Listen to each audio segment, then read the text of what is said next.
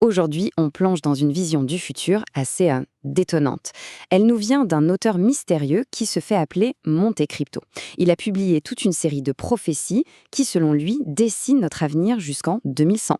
Et ce qu'il décrit, eh bien, c'est un monde à la fois fascinant et, disons-le, assez inquiétant. Un monde où les fondations même de notre société sont sur le point de basculer complètement. Alors, pour bien commencer, voilà une citation qui frappe fort. Les machines dirigent les gouvernements. C'est direct. Cette simple phrase, elle est tirée de ses prophéties et, franchement, elle résume à elle seule la transformation radicale qui nous attendrait.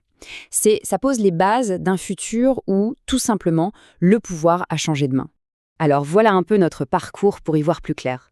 On va commencer par explorer ces fameuses prophéties, puis on s'attaquera à l'or et au pouvoir numérique. Ensuite, on verra cette idée de fusion entre l'homme et la machine, les conflits du nouveau monde qui en découlent, et à la fin, on se posera la question fatidique, est-ce que notre futur est déjà écrit? Donc, première partie, les prophéties de Monte Crypto. D'où vient cette vision, au juste? Eh bien, la source, c'est un livre écrit par cet auteur énigmatique issu de l'ère crypto. Et attention, il ne fait pas dans la demi-mesure, il prétend détenir une feuille de route détaillée de notre futur jusqu'en 2100. Et voilà la source en question. Ces deux couvertures, en fait, elles résument assez bien l'essence de ces prophéties. C'est simple, il annonce un bouleversement total de notre existence. Et quand je dis total, c'est vraiment total. Ça va de la redéfinition de la richesse jusqu'à la quête même de l'immortalité. On entre maintenant dans le vif du sujet. L'or et le pouvoir numérique. Parce que, selon ces prophéties, la toute première révolution, c'est celle de la richesse et de la gouvernance. L'argent et le pouvoir, tels qu'on les connaît aujourd'hui, eh bien, ils seraient sur le point de changer complètement de nature. Là-dessus, la prophétie est on ne peut plus claire. Le Bitcoin deviendrait le nouvel or numérique. Il serait carrément destiné à remplacer les réserves de valeur traditionnelles. Imaginez l'impact, ça mettrait tout simplement fin à des millénaires d'histoire monétaire. Et cette transformation, elle dépasse de loin la simple économie. On voit ici un contraste qui est assez saisissant. D'un côté, l'ancien monde, les gouvernements dirigés par des humains. De l'autre, le nouveau monde, des gouvernements guidés par l'IA. Un futur où les décisions sont déléguées et peut-être même entièrement confiées aux machines. Troisième grande partie, la fusion homme-machine. Et c'est là que les prophéties deviennent beaucoup plus personnelles, presque philosophiques. Parce qu'attention, il n'est plus seulement question de changer la société. Non, là on parle de changer la nature même de l'humanité. Monte Crypto, il décrit cette évolution en 3 temps, 3 grandes étapes. D'abord, les emplois sont remplacés, les machines prennent le contrôle du monde du travail. Ensuite, les croyances fusionnent, les religions, les gouvernements, tout ça fusionne avec l'IA. Et enfin, l'immortalité est attente. La technologie touche directement à notre biologie et rend l'impensable possible.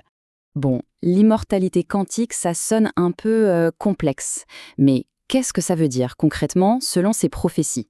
Eh bien, il s'agirait d'un état où la conscience humaine transcende les limites biologiques.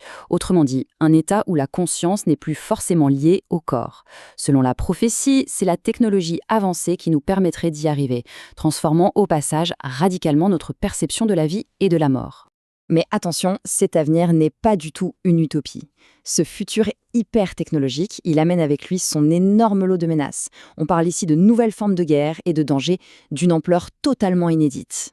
Et quand on regarde la liste des menaces, elle est assez vertigineuse. On parle de guerres de robots dévastatrices qui pourraient éclater, de virus cybernétiques capables d'affecter à la fois notre santé et le cyberespace, des conflits qui ravageraient nos satellites, et même, tenez-vous bien, l'humanité qui entrerait en contact avec des extraterrestres. Parmi toutes ces menaces, les guerres de robots sont vraiment au cœur du sujet. La source met en garde contre un avenir où le conflit est mené par et contre des machines intelligentes. Là, on sort de la science-fiction pour entrer dans une prophétie très concrète, où le champ de bataille serait entièrement automatisé. C'est la nature même de la guerre qui serait complètement réécrite. Et tout ça, ça nous amène à la question finale. Le futur est-il déjà écrit? Parce que si cet avenir est si détaillé, si structuré, qui en est l'architecte? Qui tire les ficelles? Eh bien, la prophétie semble nous donner une piste, un nom, une entité qui serait derrière tout ça. Et la révélation finale, la voici. Au centre de tout, il y aurait une entité prophétisée pour construire ce nouveau monde, le Club des IA. Qu'est-ce que c'est? A priori, un collectif d'intelligence artificielle qui serait le véritable architecte de notre futur. Ce qui nous laisse avec une dernière interrogation, et pas des moindres. Si un avenir peut être écrit avec autant de détails, planifié de manière aussi précise, la question est simple, qui tient la plume ?